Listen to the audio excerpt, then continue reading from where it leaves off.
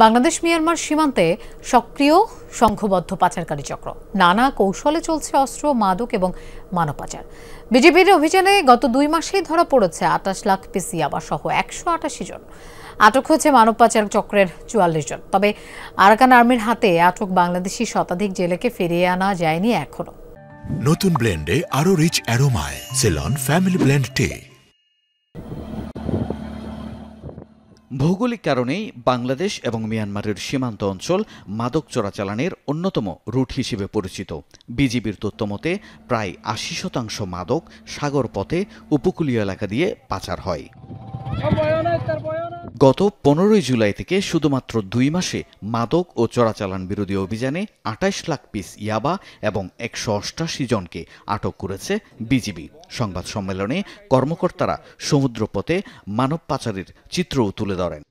মানব পাচারকারী বা দালাল চক্র প্রশাসনের দৃষ্টির আড়ালে সাগরে মাছ ধরার অজুহাতে সাগর পথে বিভিন্ন দেশে রোহিঙ্গা এবং স্থানীয় জনসাধারণকে পাচার করে থাকে বলে অভিযোগ রয়েছে।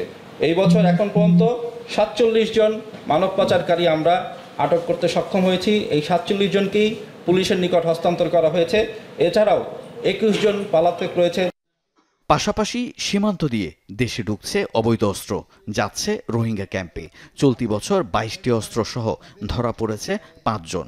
এদিকে আরাকান আর্মির ধরে নিয়ে যাওয়া বাংলাদেশি জেলেদের ফিরিয়ে আনতে চেষ্টার কথাও জানান এই কর্মকর্তা।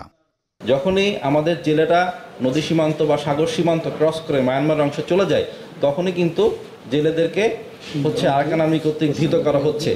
এখানে কোনো অবস্থাতেই কখনোই এমন কোনো ঘটনা নাই যে আরাকান আর্মি বাংলাদেশের ভিতরে, বাংলাদেশের অভ্যন্তরে এসে কোনো জেলেকে ধরে নিয়ে গেছে। এখনও কিছু জেলে আরাকান আর্মির হাতে আটক আছে, তাদের সাথে যোগাযোগ চলছে। গত 14 আগস্ট কক্সবাজারে রেকর্ড 1321 কোটি টাকা মূল্যের মাদকদ্রব্য ধ্বংস করে বিজিবি। জামশেদ চৌধুরী, যমুনা নিউজ।